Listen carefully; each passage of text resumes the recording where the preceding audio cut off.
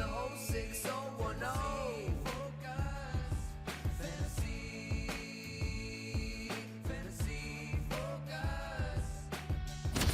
Hello and welcome into Fantasy Focus Football. Today's show is presented by Geico. Switch to Geico, see all the ways that you could save. It is Wednesday, December 28th. We are here for our first show after Christmas. It's so good to see all your faces. Yeah, Happy so holidays. good to see you all. It feels really weird to be back. Like it was also weird to not be with you guys the past couple of days. I know. I You miss haven't me? been with you for like a week. I know. Welcome back, Stephania. It's so Thank good to you. see you So and nice see that to you're be doing here. great. And you made such a valuable contribution on Oh, Christmas Eve wow. on fantasy football now. That's and true. your 49ers rule.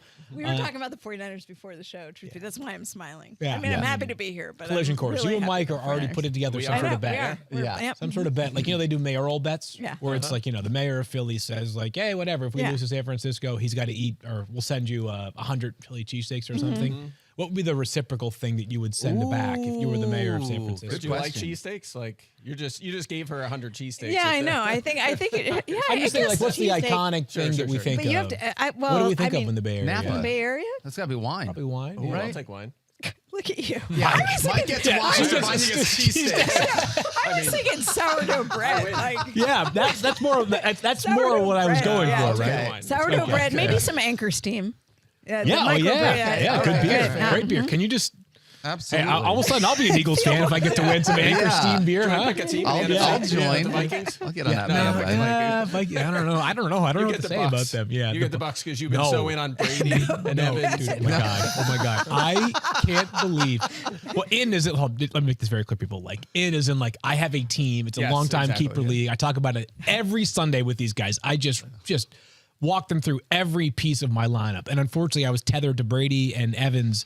It's a keeper league, and we've had some injuries on the roster this year, so there wasn't a ton of flexibility, and my run came to an end. Oh, it's over. Very close one. And, Oh, thank God we don't have to hear about that team anymore. my God, I will come on there every Listen, week. Mike, okay. All right. Can well, you imagine being tethered to but Brady honestly, and Evans? there I mean, was like I still couldn't made it. even bring myself. I've tried to over the past few days to sort of shut the social media down a little bit. But during those games, I was like, I have no contribution because it's sickening watching this team. Like, I don't care. So the bad. Bucks won, and they're going to play a playoff game most likely. They might be favored, or they might be underdogs by 37 points, and it won't be enough. Yeah. Like that is the most junior varsity. I mean, there are a know, couple. I it's guess terrible. you know Well, what.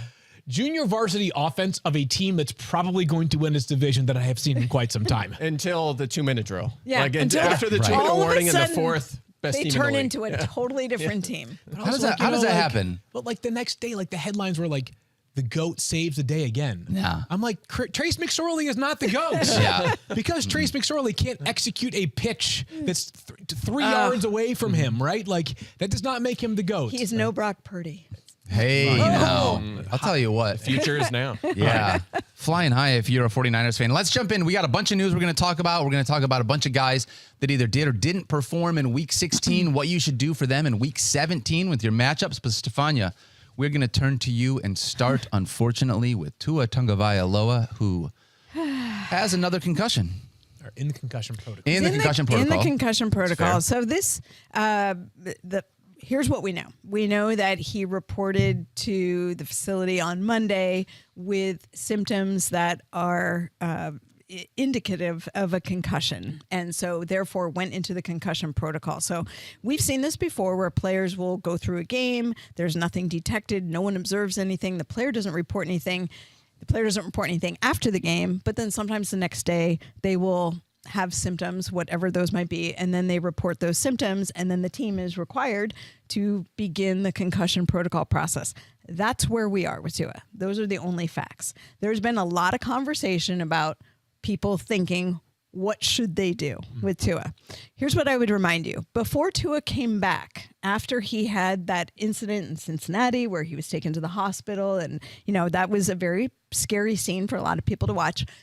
Before he returned, he sought the opinion of multiple concussion specialists around the country. There were people who weighed in from all over who were unaffiliated with the team, and all the advice came back that he was cleared to return to play. You know what the Dolphins did? They held him out an extra week. So I just want people to remember that, because even though he had been cleared, they felt like, given what had happened so far in the season, and given that he hadn't been at practice, they wanted to give him a week to get through practice, get up to speed before he returned. I expect that they will take him through the process with full transparency and probably continue to get outside input once again about what will happen next. The input will also include Tua and his family and all of the people who could factor into making a decision. And here's what I would really like to remind people. There are no definitive tests to determine either when you have a concussion or when you are completely resolved from a concussion. There's no imaging that we can do. There are no blood biomarkers that we can check. There are objective tests that are in the pipeline. There's eye tracking things that are being looked at. Some of these saliva and blood biomarkers are being studied. There's currently nothing that is universally accepted. So there is a constellation of tests and measures, as well as the subjective report from the individual, that are utilized to determine when someone is ready to come back to play. For the people who are arguing, well, he should just end the season now, my question, and I know I started something on Twitter by asking it, but my question is, what makes you think that that is the appropriate timeline? Because I will tell you that people in the field will say, we do not know what the time to resolution is, and it's very individual. Some people clear from a concussion in days. Some people it takes weeks or months. We do talk about successive concussions coming in close proximity being more concerning. That is legitimate. But we still don't have a definitive answer as to what the time to resolution is. So I would ask everyone to sort of check that and understand that in the world where concussions are studied by people who are far more expert than me and you, who look at this every day, there is no definitive answer. It's a lot of I don't know. And they put their best information together to try and come up with a decision that will ultimately, as it should, involve the player and his family. And we shall see. But let's not get ahead of them in returning a decision on this. All right, so I don't try to match with Stephania on a lot of things, certainly not medical information, so I'm going to leave it be. Everything Stephania says carries much more weight than anything that Daniel, Mike, or I could offer. If people want to debate Stephania, that's what Twitter is for. Go ahead and try to do so. Yeah. So I don't want to be crass. We wish Tua the very best. We hope he is back whenever he is healthy, whether that's this Sunday, the following week, the playoffs if they make it, next year, whatever the timeline is, it is. I will instead pivot to the fantasy impact here because that might be an area where I am perhaps slightly more equipped to discuss. Slightly is Slightly. the key word. I just want Yes. you to get carried away. I was just making sure. Okay. The Dolphins have already said that Teddy Bridgewater is going to take the majority of first-team reps this week, which is an indicator that if Tua's out, of course, it'll be Teddy B on Sunday against the Patriots. And here's what we know about Teddy Bridgewater. One of the most capable backup quarterbacks in the NFL. He has been a starter for plenty of games in this league, and this offense might be as quarterback-friendly as there is in the league right now. I know Tua has struggled, but he was lighting the NFL on fire for the first 12 or so games of this season. Teddy Bridgewater played a game this year in which he didn't even start the game, and he threw for 329 yards. There is just one set of teammates in the entire league that has 20 or more 20-plus yard catches.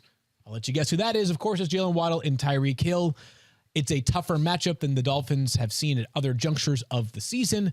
But I think in my wide receiver rankings, I moved Tyreek Hill down from wide receiver 2 to wide receiver 2.5, which I think So still starting then? serious. Yeah. Yes, Still starting Tyreek still Hill. starting both of these players with tremendous confidence. Tyreek Hill has the most receiving yards by any player in his first year with a team in NFL history. I could go on and on and on about all the reasons why you're playing the Dolphins wide receivers, but we'll talk about the other quarterbacks that can potentially replace Tua Tagovailoa. But as far as the Dolphins offense is concerned, you're basically playing the guys as they were. Yeah, agreed. It's not a walk in the park matchup against New England, right? One thing they always do during the Belichick era is not allow a lot of touchdowns, right? And that's again the case this season.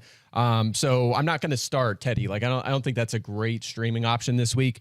But you're right. I mean, he's appeared in 2 games where he played about 2/3 of the snaps. He hasn't played a whole game this season. Against Cincinnati, 193 yards and a touchdown, 65% of the snaps. And then you mentioned the Minnesota game. I mean, it's the Vikings. Like, Yeah, sure. Everyone can throw on the Vikings, but 329 and 2 touchdowns, right? So he did enough, right? He at least held down the fort and got the ball to the pass catchers. That's really the key for me, is that you can feel still good about Tyreek Hill and Jalen Waddle. I think he'll have 15 targets that game. 12 catches on 15 targets. Yeah, so you're not starting anyone else really. I mean, we don't like the running backs necessarily. It's hard to trust them right now, especially against New England, who's great against running backs, and you're not starting a tight end. So it's just those two. I mean, you're still going to start them. I don't think I would. I don't think if I had Tua, I would sub in Teddy. I'm probably looking elsewhere. Yep. And we'll dive into. I think we should dive into some of those names later because we do have some quarterbacks we're going to discuss that either balled out or did not last week, and how they're going to perform this upcoming week. But again, if you want to argue with Stephania, that's your prerogative. I would tell you that you might get just as much use out of like barking at a door. It might give you something to do. It's not going to get you anywhere. So choose your battles wisely, listeners and watchers. How about this next one? Carson Wentz is going to take over as the starting quarterback for the Washington Taylor football Heineke team. already. Me too. I don't. I was going to say. I mean, I don't know. Like, Does this do a whole lot for the offense? And either not necessarily. So I think that I'm sure people will point to this number. They'll point to the target share for Terry McLaurin with Taylor Heineke as opposed to Carson Wentz, which was a lot higher with Taylor Heineke. I would also argue that like some things happened during that time, like Curtis Samuel cooled off dramatically. Jahan Dotson got hurt and missed like 5 weeks. That also played into it. So to the extent that this people are wondering, like, do I feel better or worse about Terry McLaurin? I feel about the same as where I did going into last week. It's a matchup against the Browns. Doesn't necessarily scare me one way or the other. I don't think weather's going to be terrible this week. I don't know. Maybe it's too late in the season. Maybe I'm just like I'm getting lazy. Joyous and resting on my laurels, but I'm like, no, I feel it's the same. It's hard to get excited. I mean, Carson Wentz did go out because of an injury. Remember, he broke his ring finger on his throwing hand, but we've obviously seen he's recovered from that. He's back. He's already played. So, but I think you're getting the same Carson Wentz. Heineke's a great story, but like, not like the numbers are eye popping, right? No, and like, but Carson Wentz weren't either. No, I'm just saying. People are like, I think people are like, oh, dude, they're losing Taylor Heineke for Carson Wentz. Like, crap. Like this. Just more because it was fun. It was way more fun, right? But these guys are like very similar in terms of like overall ability right now or output. But it's like one of them makes $26 million a year and was once the number 2 overall pick in the draft. The other guy was once a backup in the XFL, right? So, Mike, do you feel differently about how he impacts Terry McLaurin? I think Heineke might be more well liked in the locker room. Maybe. I'm just saying. I was trying to be careful how I said that, but Wentz is better. And I think he is. I just think he's objectively better. There's a reason they didn't choose to go with Heineke this season. They went out and brought in Carson Wentz. Sure. I think it's better for the offense. The only thing I really somewhat disagree with is that I dropped McLaurin.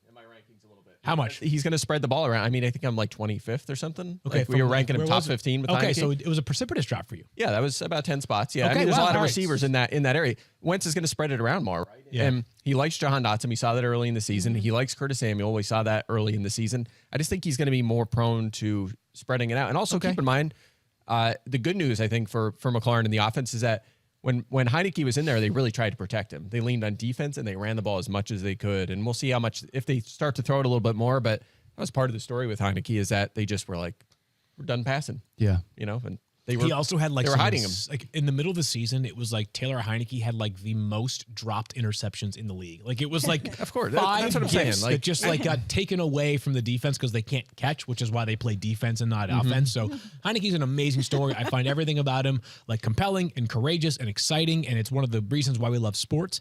I'm still a little more dug in on Terry McLaurin, who.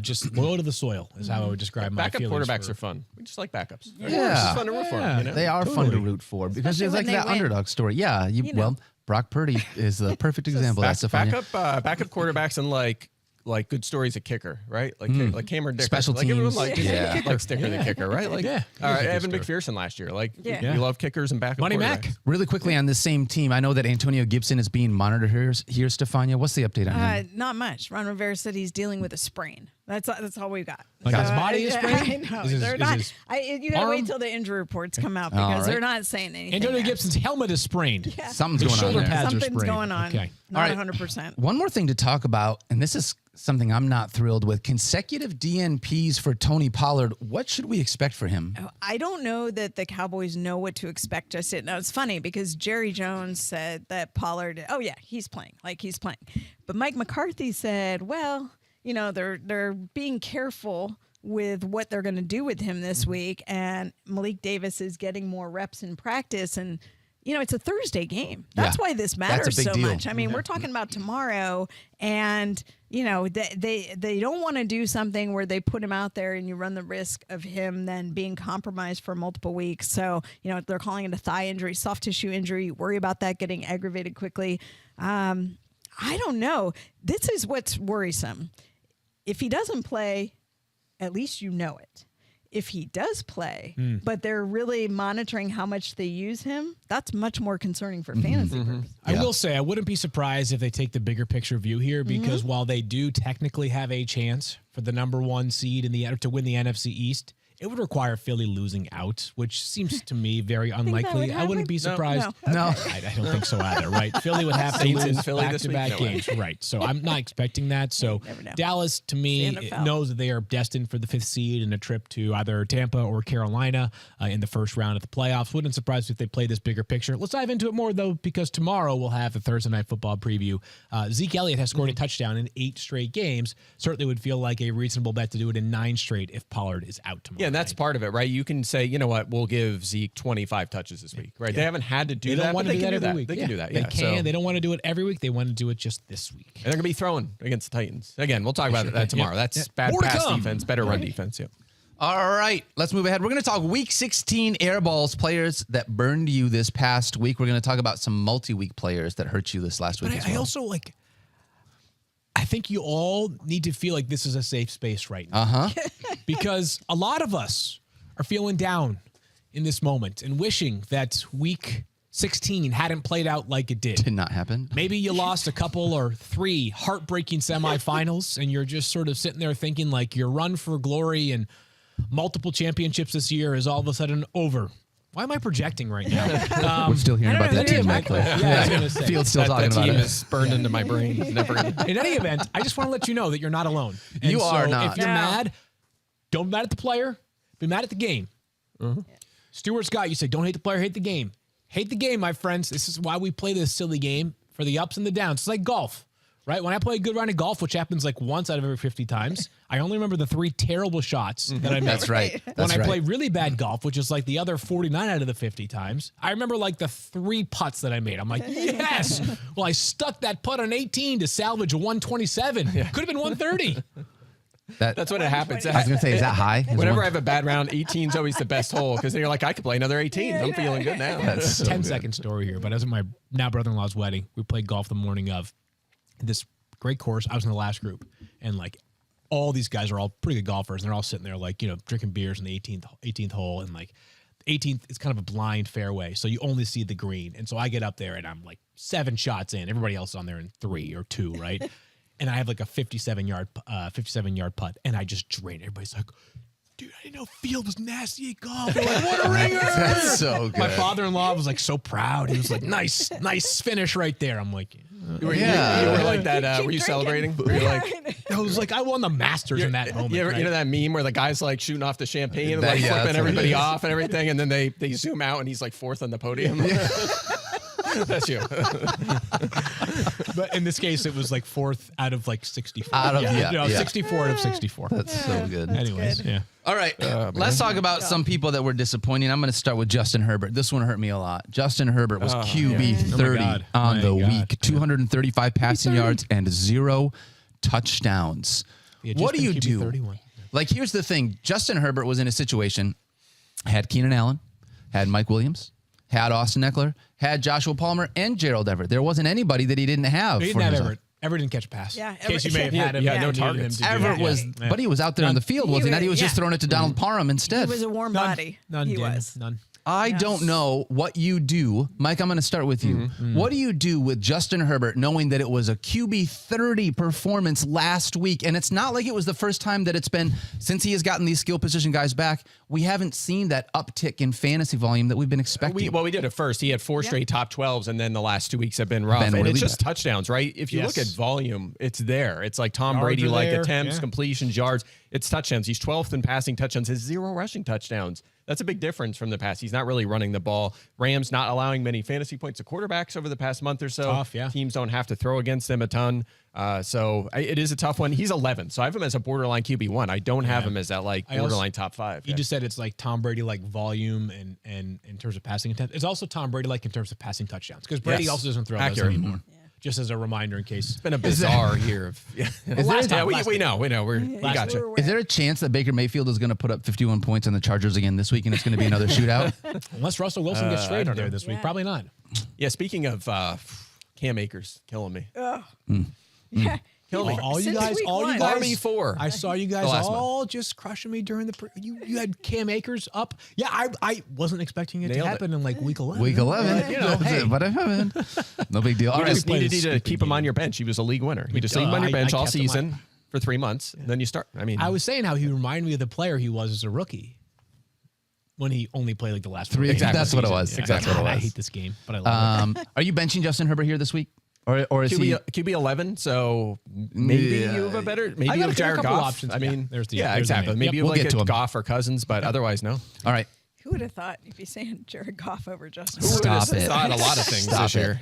Field, let's talk about Ramondre Stevenson. Last week, we've been Yeah, the Ramondre artist Stevenson formerly known as pass catching Rondre Stevenson. He doesn't catch passes anymore. That's Not pretty much anymore. it. This And one's not he's too had hard. a little ball security. Yeah, his more than a little ball challenges. security Yeah. issue. I mean, just like reprehensible fumble this past week that could have potentially they could have won the game. And Yeah. think about how different the playoff picture would look right now if they had won either of the past 2 games. Instead, they find a way to fumble each of those wins. But yeah, I think for right now, the Patriots seem to have shifted over the past 3 weeks to a less involved Ramondre Stevenson in designed passing game opportunities. And I don't know how to predict whether that's going to change for this week against the Dolphins. I suspect it'll probably hold because it's been this way over the past 3 weeks. But what you know with Ramondre Stevenson is that you could still get 3 or 4 receptions. And more often than not, he is an absolutely awesome rusher.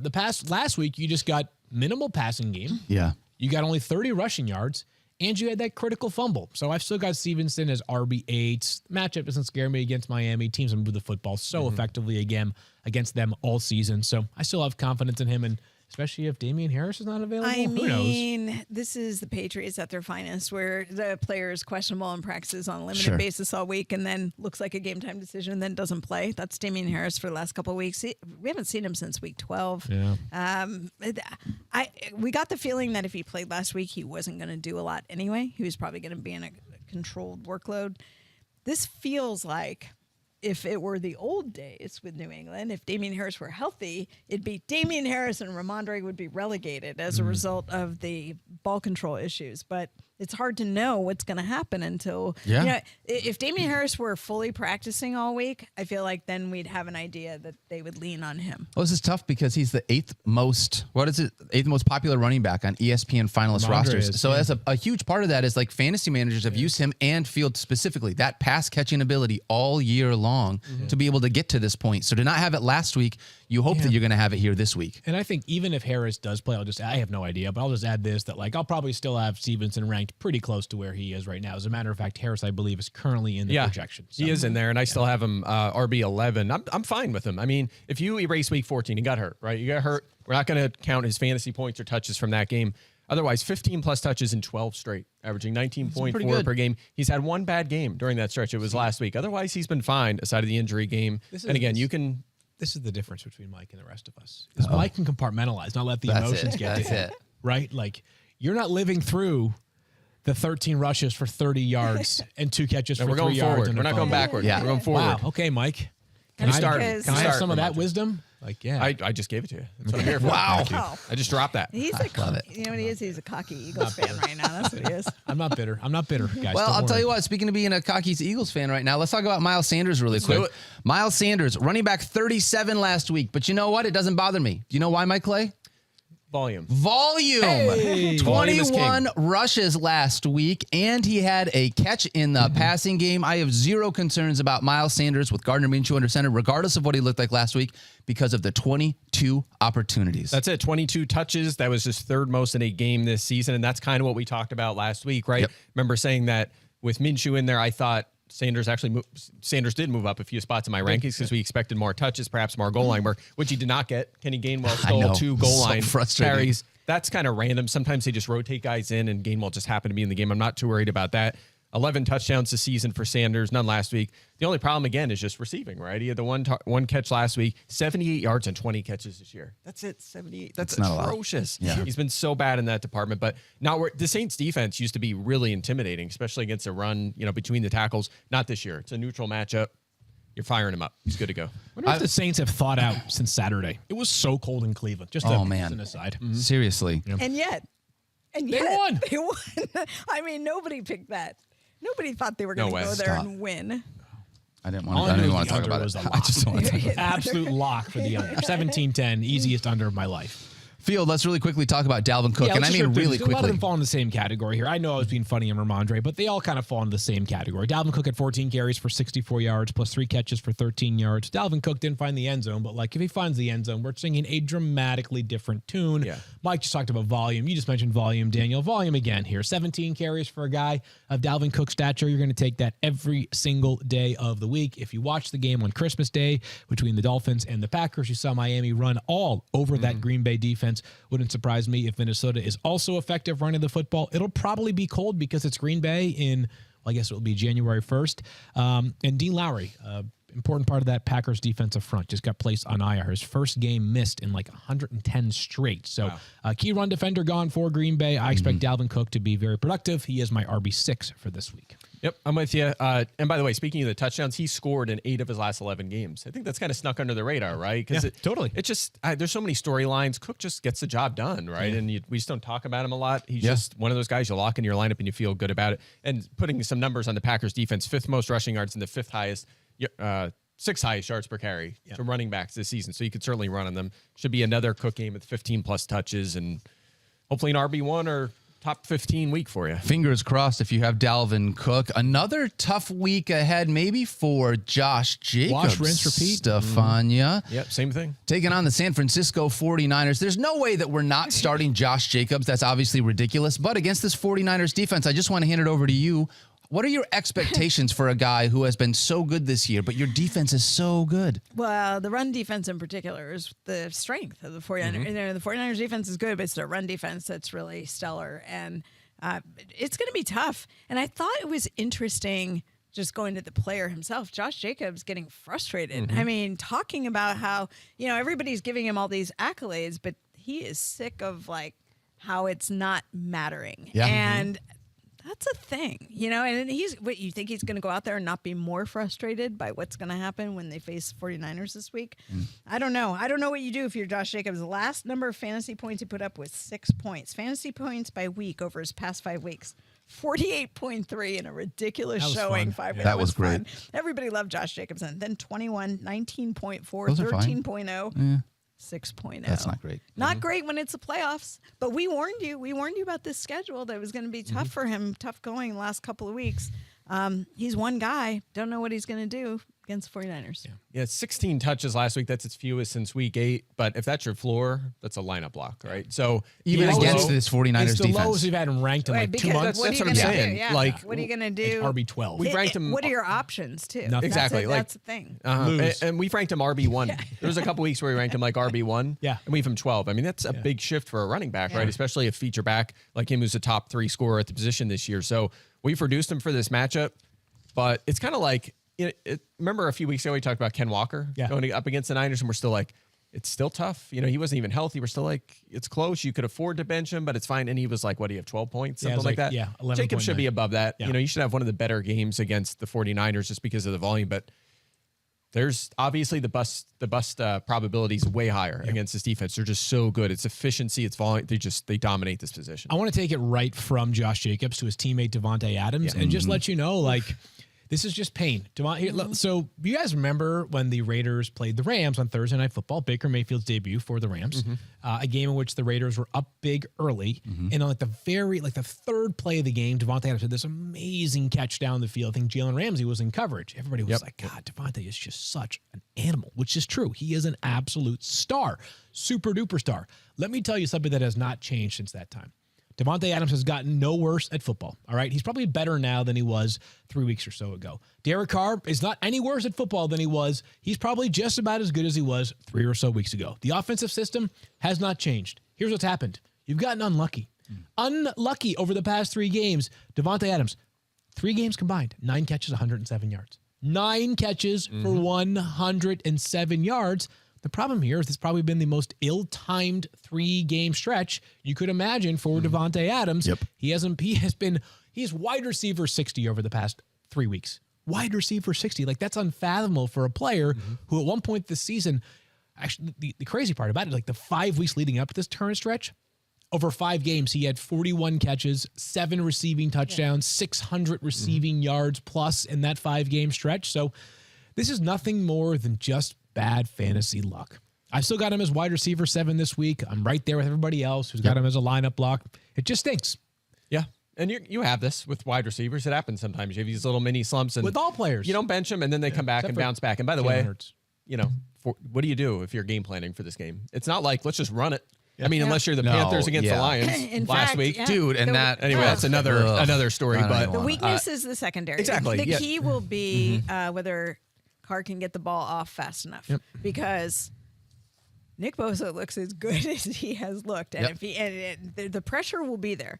So, but I think he's used to playing under pressure. I think this could be, you could get a couple.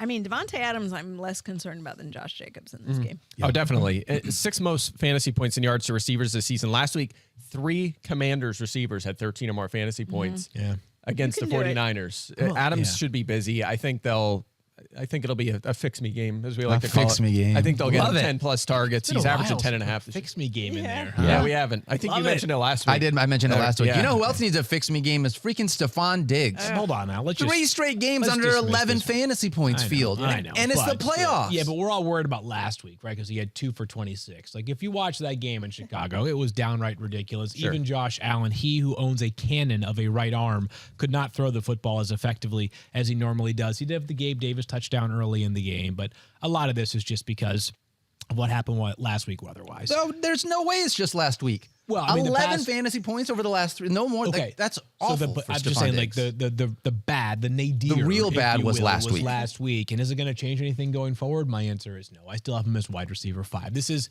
similar to Devonte Adams, just not as bad over the past few weeks, because I know that under 11 fantasy points doesn't sound like much for Stephon Diggs. Devonte Adams got 3.5 last week when there was no issue at all with weather. Well, I guess it was cold, but still, it wasn't like it was, gusting 45-mile-an-hour winds, as was the case in Chicago for that Bills-Bears game. Why isn't he scoring touchdowns anymore? I'm not. That could be bad luck. I mean, part of the problem is targets, and you've seen him getting frustrated with Josh Allen, right? And then they start to feed him the football. Yeah. He's been under 6 targets in 3 of his last 6 games. Now he's 9+ in the other 3, so it's just all over the place, and it's kind of hard to fully understand. Could have something to do with coverage, of course, but I'm not worried. I mean, I'm also, we've talked about how the Bengals have sustained good pass defense without Awuzie, a corner. That's kind of fallen off lately. They've allowed 20+ fantasy points to 2 different running backs in back-to-back games now, right? 4 running backs or wide receivers? Wide receivers, excuse me. So 4 of the best performances by wide receivers this season, 4 of the 6 best have been the last 2 weeks. So they've kind of fallen off a little bit, and maybe that opens the door for Diggs to have a better game. I hope nothing more to add other than I cannot wait for Monday Night Football. Yeah. Oh, yeah. This is the best, like, this is someone. the best matchup. Since when? Like, I would like someone to fill in that blank for me of, like, this is the best Monday Night Football matchup since blank. And I think the last game that I can recall with this much buildup and hype in my own mind was Chiefs-Rams, the game like 3 years ago, and it was like 54-51, Studio Azteca, right? was that the Mexico City I think it was the game that was supposed to be in Mexico City but got moved back because of weather or because of field conditions. Maybe I'm wrong there, but anyways. Something like that. Yeah, I just can't recall a Monday Night Football game that had this kind of anticipation. Right, with the implications and everything. That's what I was going to say. Yeah, I mean, they're tied. They have 23 combined wins. According to SIG, our ESPN Stats and Information Group, that's tied for the most wins in a Monday Night Football game ever. Monday Night Football has been around since 1970. Wow. Yeah. So it's a major Monday Night Football matchup. All right, let's move ahead. Talk about one more wide receiver here, and that's Christian Kirk. And this one is really tough because Christian Kirk, we all love Christian Kirk, but he's been the number 3 pass catcher in that Jaguars offense over the last couple weeks. Evan Ingram has come on and just blown the roof off the doors. Awesome. And then Zay Jones continued to do his Zay Jones thing. So when you look Not at so much Christian, last week for not Zay last Jones, week, yeah. but still, he's getting a lot of targets. He's being heavily utilized. Yeah. He gets a great matchup this week against the Houston Texans he field. But the problem is they matchup. run the football so much. It's a weird one because teams, as Mike has told, you tell us. It's a great matchup, but teams run the football against the Texans. Right. Yeah. I mean, they're not great. They're not efficient, but you can't score fantasy points if you're a wide receiver against them, right? Second fewest targets faced to receivers, the fewest receptions, and they've allowed 5 touchdowns to receivers this season. Crazy. 5 touchdowns. Crazy. The last wide receiver to have 19 or more points against him was week 4. Yeah. Mike Williams. It's just third fewest fantasy points to receivers. You cannot. Teams just have a hard time because they're running the ball. It's They run the ETN ball. week, right? I We might are use them in certainly DFS going to talk this week. about ETN. Yeah, this week. I mean, it's just it is what it is. It's the nature of game scripts in the NFL. Totally. Teams do not have to throw against them, and receivers don't produce against them. And even though Houston has been playing tougher of late, they have played Kansas City and Dallas back to back, very tough, and they beat Tennessee. It's not like the wide receivers have gone off in those games for those respective teams. Even if they find a way to play Jacksonville tough this weekend, which could happen, I still expect it to be much more of a ground control game than is an air it out game. And with Christian Kirk, I think last week is pretty much chalked up to the fact that the weather stunk. Of course, yeah. And those cornerbacks are just nasty for the Jets. They're nasty. They're playing elite football right now. In a game, like, I'm telling you, the Jets defense stepped up to a point last week where it knew, they would never articulate it, but they knew with the quarterback there, they had to be great. They had to be perfect to win that game. They weren't quite perfect. They were darn close. Gave them a chance. I know it was a 19-3 game, but still 4 field goals. Like there's only so much you can do. Less than 20 points. That's a winning defensive performance in my estimation. Well, here's what I need. I need Christian Kirk to get just in the end zone just once. I realize it's been Zay Jones and Evan Ingram. We just got to get him in the end zone. Yeah, it's been 5 straight without a score for Christian Kirk, and he was really good in that department earlier this season. But look, it's 7+ targets in 8 straight games prior to last week, which again, I don't care about he's in the slot, right? So we're not super worried about the perimeter corners from that game, but still, it's the Jets defense and the game script wasn't great. So I don't care about that game. He's seeing enough volume that you still start him. Yeah. But we're downgrading him for, against Houston. He's not going to have a 27-point game most likely, but maybe you get 14. Yep. And that's fine. You'll take that. All right, Field, why don't you go ahead and pay some bills? We're going to come back and talk about whether we're busting or trusting. Yeah, rip through those bust or trust. Geico asks, how would you love a chance to save some money on insurance? I would love a chance. Of course you would. And when it comes to great rates on insurance, Geico can help, like with insurance for your car, truck, motorcycle, boat, and RV. Even help with homeowners or renters coverage, plus add an easy-to-use mobile app, available 24-hour roadside assistance, and more. And Geico is an easy choice. Switch today and see all the ways you can save. It's easy. Simply go to geico.com or contact your local agent today.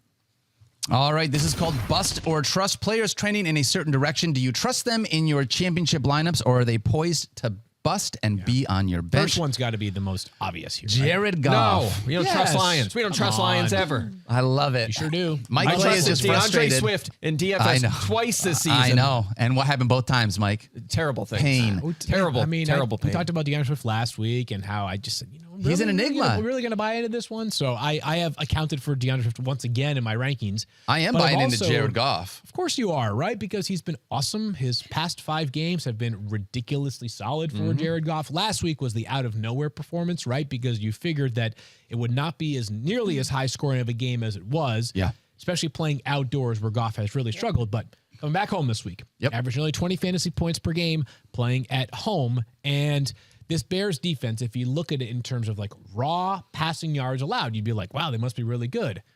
They're not. They're sort of like the Texans, as Mike just talked about. I was just going to say that. Yeah. But they are 3rd worst in terms of yards per attempt. They're down multiple key contributors amongst their cornerback group. I expect Jared Goff to have a very successful day, and I know that Lions fans are so frustrated and disappointed with Saturday, but you still have life in the playoff picture, and you got to win. I think this is a bounce-back performance. Only Dan Campbell could spin this in the way that I think is reasonable. He was like, you play your best when you get kicked in the teeth, which Dan Campbell probably has been kicked in the teeth. Probably has been. Think? Yeah, probably multiple times. Yeah. Like maybe once or twice voluntarily. He was like, just go ahead and kick me in the teeth. I got to play better tomorrow, right? If Daniel kicks me in the teeth right now, I will not be at my best on this show. I can assure you. Are you sure? I would not be. Do you want to just try it out? You want to try it one time real quick? No, just I to don't. see? Okay. I don't want to do that. Well, Dan Campbell Let's not try that. Probably has, again, he has probably been kicked in the teeth by like a horse or something, right? Like something that's way more powerful than a person. And so I'm buying it on Jared Goff. I got him as quarterback 6 this week. Yeah, I'm at 8. So I actually, all jokes aside, I agree with you. By the way, just a quick note on what your comparison of Houston and Chicago. Chicago was like exactly the same for the first couple months of the season when they weren't scoring offensively. Right. Then they started scoring and teams actually had to throw the ball in the second half. And now you've seen 4th most fantasy points to quarterbacks in the last month, right? So the efficiency has been bad all along. Now it's just a changing game script. And that's why quarterbacks are scoring against him. Goff was not great in the first meeting, but again, that was quite a while ago. I'm with you. I think he's been red hot lately. Good matchup. You're starting him. Yeah. Good streamer. Yeah. You know who was good in that first meeting? Justin Fields. He scored like 40-some fantasy He points. did. He's pretty great. CSS DFS tomorrow. Yeah, make sure you check that out. Stephania, let's talk about the Eagles quarterbacks. Obviously, Gardner Minshew looked awesome last week, but I want to ask you about Jalen Hurts because that's the guy that fantasy managers need to know about. I doubt we're going to have him here this week.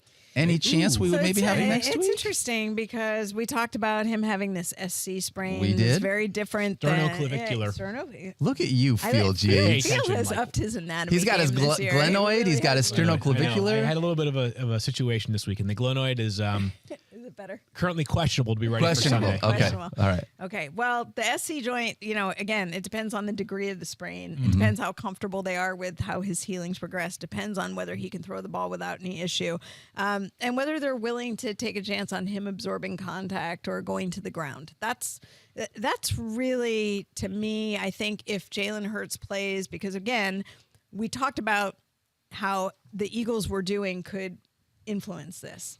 And so now, it could be that he's going to lobby very hard to return, especially if he's feeling good. Philly will have a decision to make. But I do think if they activate him for this game, they're going to try to minimize some of that exposure. So how do you do that? You take away some of the design runs.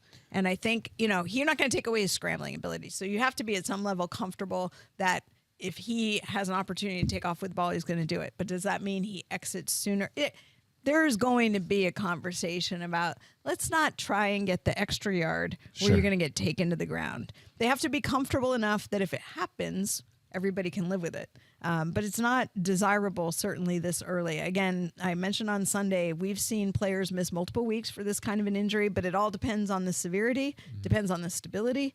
And ideally, if you're the Eagles, you would love to have him not play for a few weeks. That's how I feel. And you, Mike, you I don't just want him to watched Gardner Minshew be QB, and I realize it's fantasy, but he was QB4 in fantasy last week. He played fantastic. If you guys have a chance here against the Saints, it seems like, let's assume, and obviously if it changes, we'll talk about it later in the week, but assuming Jalen Hurts does not play this week, where are you ranking Gardner Minshew this week? I'm at QB 12. For now, I'm assuming Hurts is out. Just, we'll talk about it. If that changes, I'll change the projections. Obviously, look, only Joe Burrow had more passing yards last week, and you're going up against the Saints here. They've allowed the second fewest passing yards, the second lowest YPA, and only 16 passing touchdowns to QBs this season. Haven't allowed 20 points to quarterbacks since Joe Burrow in week 6. So it is a tough matchup. That's why I don't view him, even after a good week last week, like he's a must-start streaming option, but he's borderline, right? It's just going to be a tough matchup. It is at home. There's great skill guys around him. Again, he is what he was last week. He's just one of them borderline streamers. You could probably do better if you can get yourself a guy like Jared Goff. So, we'll keep an eye on this throughout the week, but Minshew might be your best option this week if Hurts is out. And you likely, if you rolled with him last week, you and Field both were saying, hey, if you need someone here this week, I think the guy I'm going to grab probably is Jalen Hurts backup as a streamer. And he absolutely Everything delivered. played exactly how you It did. expected it It to really for did. Gardner Minshew. He gave you a more than serviceable finish. Quarterback 8 on the week, quarterback 7 on the week. Quarterback 4 on the week. No, I think it was 7. Four, It was 7. Yeah, it was 7. I don't think quarterback 4. okay. All right. Both Devonte Smith and A.J. Brown feasted. They each had over 100 yards. Devonte Smith obviously extremely feasted. And then Miles Sanders had the second most rushing attempts in a game this year, 21. So it was exactly how we thought it could be for the Eagles offense without Jalen Hurts. And they scored, 32 points against Dallas? Against Dallas, yeah. And they're playing the Saints. Yeah. It is a Saints are not lovely matchup. Dallas. The Saints are not Not quite. Dallas Yeah. on defense, no. Stephania, I want to ask you really quickly about the Green Bay Packers. Obviously, we watched A.J. Dillon come on and be pretty fantastic for fantasy managers. Are we going to see Aaron Jones this week? Aaron Jones got his ankle rolled up on. Sounds like he could have played a little more than he did, but I expect him to be limited in practices. He's kind of been battling a couple lower extremity injuries throughout the season, but it hasn't really cost him anything in terms of time. A.J. Dillon's been a really tough one, Field, because you couldn't trust trust him for basically the entirety of the season. And then these last 4 weeks, when you were at the point where you're like, I don't know if I can trust him, is when he sort of started to turn it on here. Yeah, and Mike talked about this going into last week's game, is that the 3 weeks in which Dylan was crushing it, his role in terms of snap percentage utilization really hadn't changed that dramatically.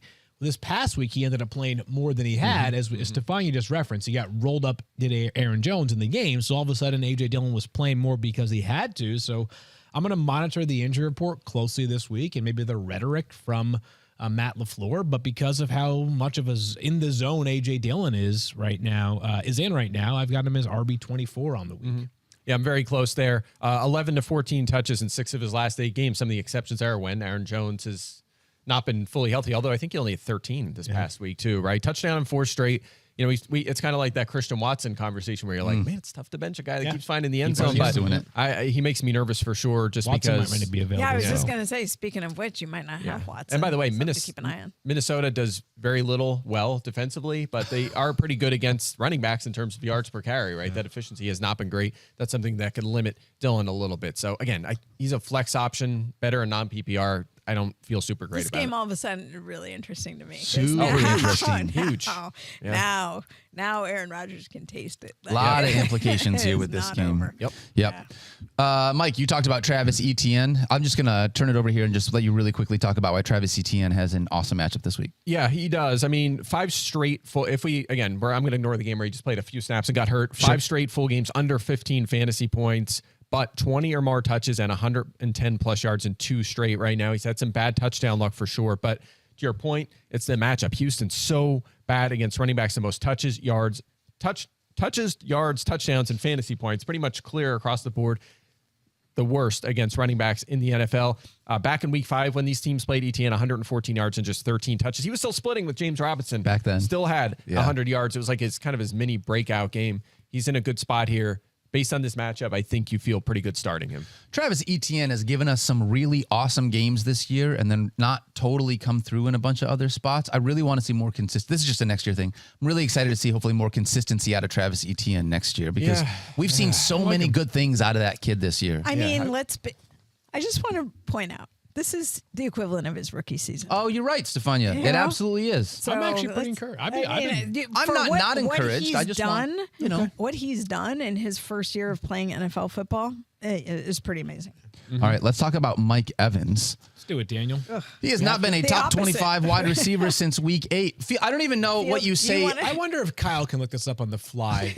Where Mike Evans ranks amongst wide receivers in terms of percentage of playoff teams that he was on. It's got to be extremely low for a player that was drafted as a potential top 10 or even 15 wide receiver, depending on what size league and scoring format and all that. But yeah, I mean, I talked earlier about how it's just like so tough to watch the Bucs offense. Nothing is tougher to watch on that Bucs offense than the failed connection that exists right now between Tom Brady and Mike Evans. The only thing the passing game does well right now is throw the ball within 5 yards of the line of scrimmage. That caters to the running backs, that caters to the tight ends, and that of course caters to Chris Godwin, who continues to be an absolute target hog, but it's just not happy with Mike Evans right now. I really believe and Kyle has that stat. What's the answer, Kyle? Under half of leagues. So 43.7% of leagues had Mike Evans on a playoff roster. For reference, more people had Christian Watson on playoff roster. That part doesn't surprise me because Watson, crushed it late in the season. Cooper was Kupp. Great. More people had Cooper Kupp. Doesn't surprise me too because you got the great first half, right? But the point is that it's been such a disappointing season for Mike Evans that terrible. If I were in the fantasy championship with Mike Evans in the championship league that team that I have, I do not have Mike Evans, thankfully. I think the number that I would be absolutely over the moon with would be 15 fantasy points. Oh yeah. I'm not even 20. No chance. Yeah. Right. So you think he can get 15 this week? I'm saying I would be over the moon if I got 15. He hasn't scored since October 2nd. I don't even think it's like they don't like each other. It'll be 3 months nearly since he scored. You want some good news? When they played in week 5, these two teams, he had a season high 15 targets and 9 catches, 96 yards, and there's no J.C. Horn. He's out this week. That does help. And that I will helps say a also, little bit. Mike, that was the game against Carolina in which Mike Evans had the drop of a touchdown that included the most separation on any target that was a drop since like ESPN began tracking such data like 7 years ago. We That need was like like the a first fantasy drive. highlight reel that's like a fantasy low light reel. Oh, like that all would the be things, nice. all the We could just play that one on that would have been Reels. that'd be at Yeah. the top of like. That's tough. Yeah. That's really Anyways. tough. Still starting Mike Evans here. He's a flex play I've for got us a wide because of receiver volume. 30. I'm at Maybe. 26. Yeah, Yeah, I've flex. got a wide receiver 30, so maybe Yeah. you might very well have a better option than Mike Evans. Mike Evans has been one of those guys. Another one of those guys I think has been tough that you maybe have been trying to find someone else to start in their spot is Amari Cooper. Needs Deshaun. I mean, he needs Jacoby Jacoby Brissett. Brissett back. He is wide receiver 43 in fantasy points since Deshaun Watson Yeah. took over at quarterback. This Browns offense does don't score not touchdowns. look Yeah, good they're with Deshaun. terrible. They are last in points per game, offensive Wow. points per game since Last. Watson took over. I mean, That's weather a last week. crazy I know. stat. I know. Yeah, but But still. the Saints still won that game. Yeah, they have. I Like, tweeted this yesterday. There's no way that they should. I tweeted this yesterday. They with Brissett, the Browns offense averaged 2.7 touchdowns per game. In 4 games with Watson, they have a total of 3 touchdowns. Like I am total. Like, I hear and I follow Browns reporters, Browns fans on Twitter who all have a lot of nuance behind some of the reasons why these concerns are overblown. Right? Of course, yeah. We are talking about a Browns offense with Deshaun Watson, who, by the way, had all of training camp. He started practicing in October. He had like 6 weeks of practice before he got to play for the Browns. It wasn't like he came back to the facility on Monday and played on Sunday, right? He's got Amari Cooper, Nick Chubb, very solid offensive line. I'm watching Daniel Jones throw to Daniel's cousin and like my plumber on Sundays and put up like 23, 25, 28 points consistently, right? Like it's absurd how this offense can be this inefficient right now. It'll get better, I'm sure, next year. I've no doubt about that. But good Lord, are they difficult to watch right now. It's tough. I will say this, though. Cooper did have 10 targets last week. That's the going in the right number- I'm direction. fine He's with hard Mark to bench. Cooper. He really Yeah. is hard to bench. It's been a struggle. Washington really good against receivers lately as well. He's still But wide again, receiver 24 for me. I'm Exactly. sorry. You're This going to is have a more hard about Watson. time finding a better option.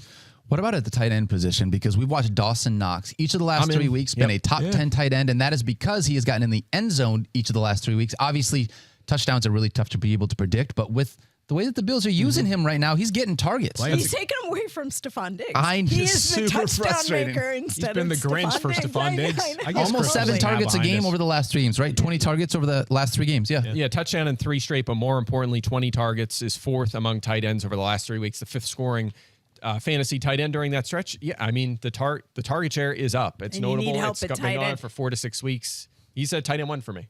Yep. Speaking of which, the Bengals could get Hayden Hurst back for that Monday Night Football game. So if you're looking, tight end has been such a tough position to fill. There's something to consider. All right. Our good friend Liz Loza is going to join us in just 1 second. But first, from holiday gatherings and office parties to fireside conversations in football Thursdays, Saturdays, Sundays, or Mondays, winter means more moments with the coolest people in your life. Make these moments even better with Miller Lite, the great tasting light beer for people who love beer. A new year is a perfect time for friends, family, and a great tasting light beer. It is Miller time.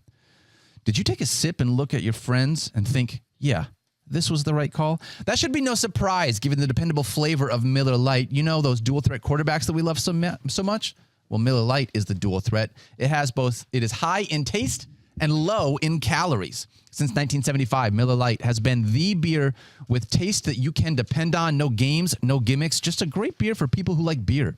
The right balance between taste and lightness means that you get to spend more time drinking with friends and less time thinking about what you're drinking.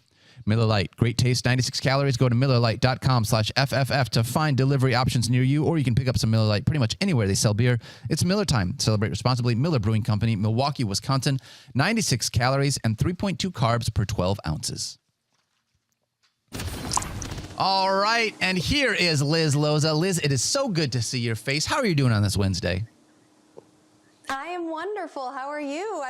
I think we coordinate? Did we call each other about our autumnal tones here? It does sort of feel that way. I got this as a gift from Mama Dopp for Christmas, and I really liked it. I went with the full button up, a little bit of like the, I'm trying a new thing here. I don't know. I was giving it a shot, Liz, just seeing how it feels. Very sharp. I appreciate that. Speaking of being sharp, though, what a transition. Is there any chance that Daniel Jones can continue to be sharp and be someone that you are looking at here in the fantasy championship?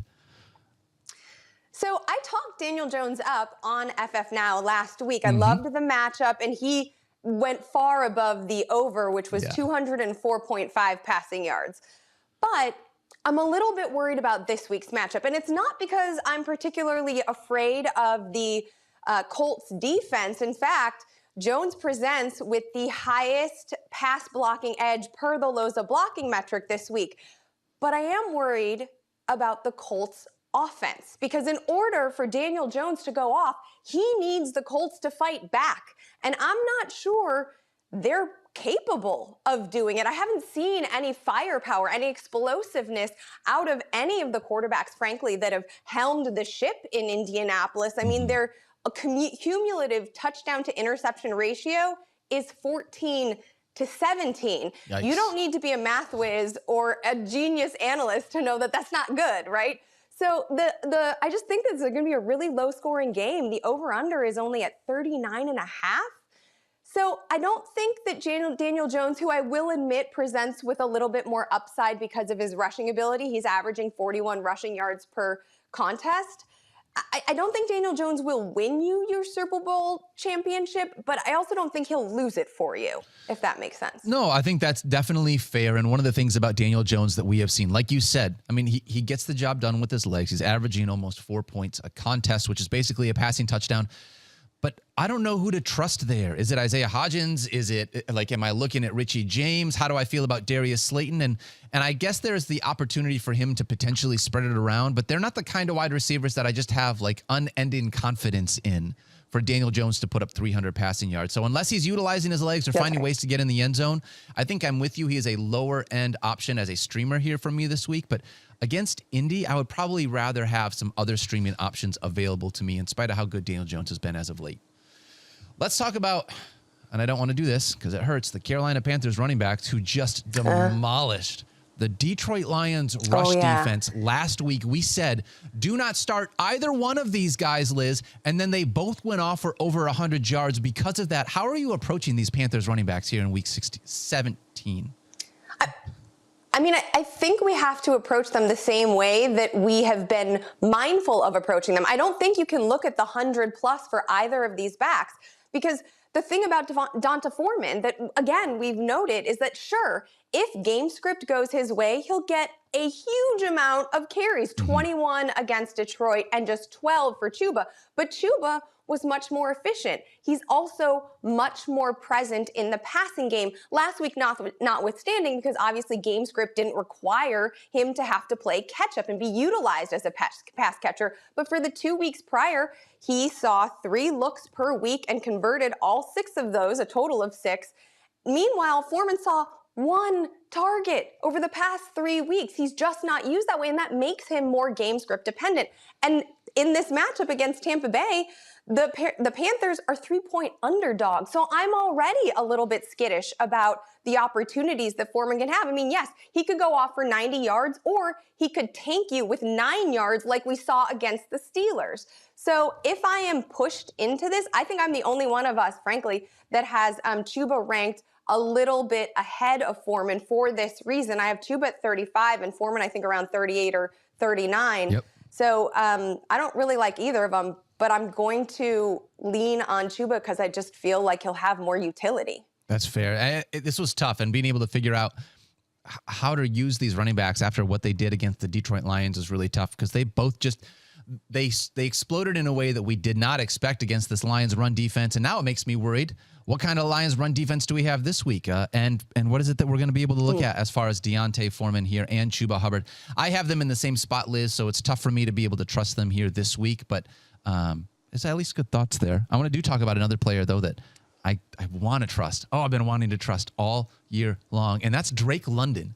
And I feel like now that we have finally gotten Desmond Ridder under center, it's almost like, and it's tough because it's the fantasy playoffs. I don't know if I can trust Drake London or not, but he's scored 14 points per game over the last 4 weeks. Is Drake London back in the spot where maybe you can utilize him here in the fantasy playoffs?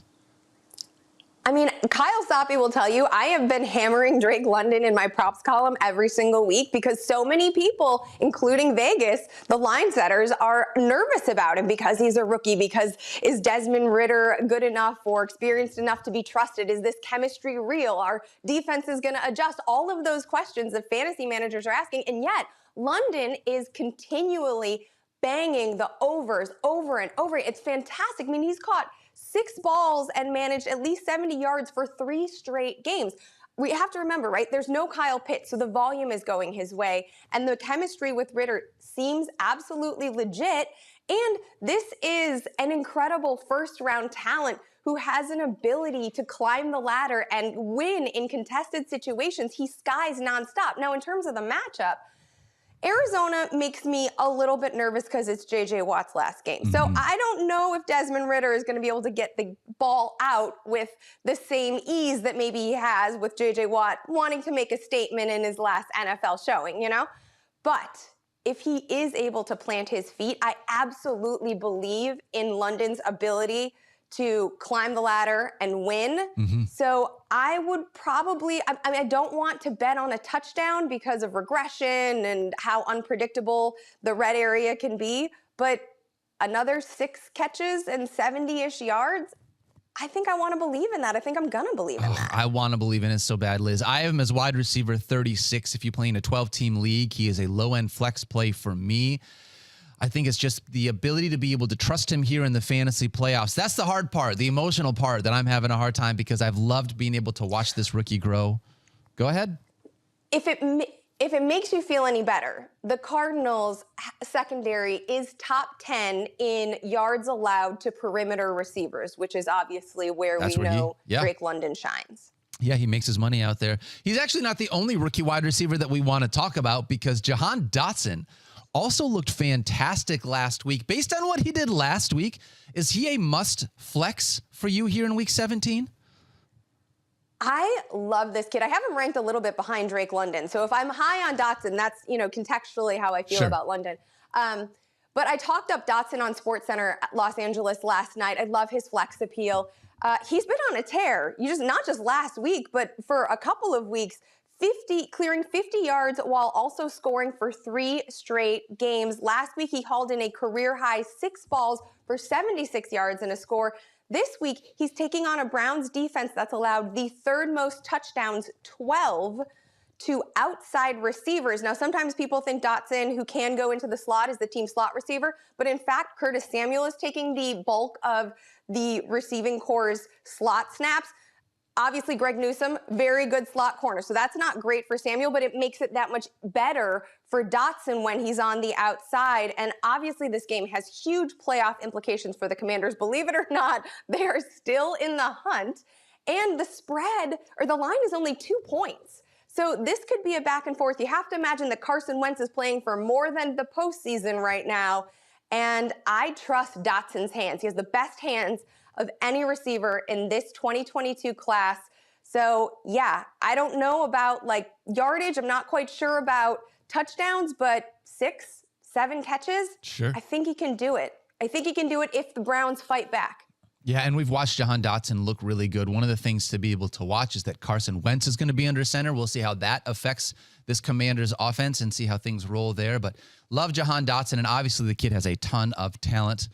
Liz, I want to close this show out talking about social questions with our friend Kyle Soppe. Who doesn't love to get Kyle involved in the show? Kyle, can we get some questions from our YouTube chat? Of course you can, Daniel. Just for you. Tayo wants to know, Dotson or Brian Robinson, which Washington player are you flexing this week? Ooh. That is interesting. I will say, the Browns' run defense has been a little bit leaky, and I'm going to lean towards touchdown upside in my flex, even if Robinson isn't being utilized in the passing game as much as I want. So I still think I would probably, for safety, lean Robinson. I would lead Robinson as well, understanding that if I felt like I was projected to lose by 35 points, then maybe I'd go with the upside play of Jahan Dotson. It sort of looks at, how your roster shakes out. But I'm with you 100% on that one, Liz. Kyle, what else we got? Good call. Both the right answer there. Let's see how you do with this one. Laura wants to shout out Liz's sweater before she asks the flex question. Her flex question, Tyler Algier, Zay Jones, Chris Olave. Who are you plugging in for the final spot? Oof. Oh. Well, Daniel, I'll let you take this one first. I mean, I just made an argument for running backs, but I think it's going to be tough for me not Algier has to. been on a tear. Yeah, it's going to be hard for me not to trust Zay Jones. I feel like the amount of volume that he's getting there. I get that Tyler Algier has been getting a ton of work. He doesn't get a lot in the passing game. That's the part that makes me, a little bit nervous when I see what Zay Jones has done over the last month. He has been heavily utilized within that offense, and Chris Olave is sort of like that Saints offense has not been great. He has not been the wide receiver that he was to start the year. I feel like Zay Jones is where I'm going to lean with that one. I would tend to agree with that upside too. And don't forget, Olave, wasn't active last week. So that's a situation I definitely want to monitor a little bit more. Yep. All right, Kyle, what else we got, buddy? Last one here. Gabe wants you to walk through the RB2 discussion. Do you chase touchdowns with Jerick McKinnon? Go volume in Cam Akers. Touchdowns with Jerick McKinnon. Period. End of sentence. That's how I feel. Liz, how do you feel? I mean, what? Imagine asking this question 6 months ago. That's one Oh, thing. dude, right? But I think right. It's wild.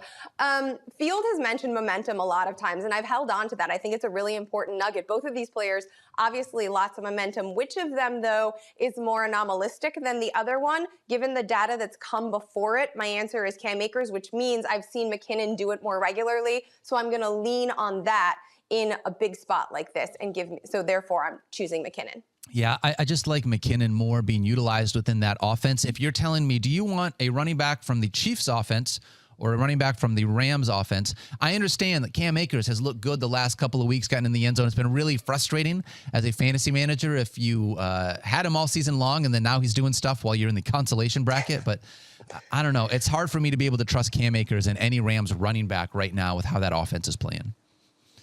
All right, Kyle, you said that's going to be it. Is that right? You're done? I'm going to take that as a yes. Follow Kyle at Kyle Soppy ESPN. We love Kyle here.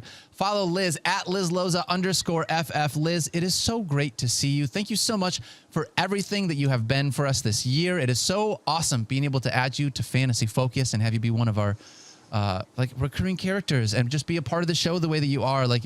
This is great. I say this because next week we're not going to have the same type of setup. We're only going to have one show next week. We're moving on with Thursday shows moving forward. We're going to do a show today, a show on Thursday, a show on Friday, and then once a week going forward, we're talking Thursdays. We'll be talking playoffs. We'll be talking a whole bunch of offseason stuff. It'll be really exciting. But Liz, I just want to say thank you for everything that you have done for us so far this year. Thank you for joining the show. I've loved being here, and I can't wait for the running start we're going to get heading into 2023. That's right. Year 2. Love it. All right. For Liz and Kyle and Field and Mike and Stephania and everybody else here on this show, thank you so much for hanging out with us, for still listening to the podcast right now. Please don't forget to love each other. Be kind to yourself. You have earned that. We love you. We can't wait to see you. We'll see you on Thursday when we're talking Thursday Night Football. Peace.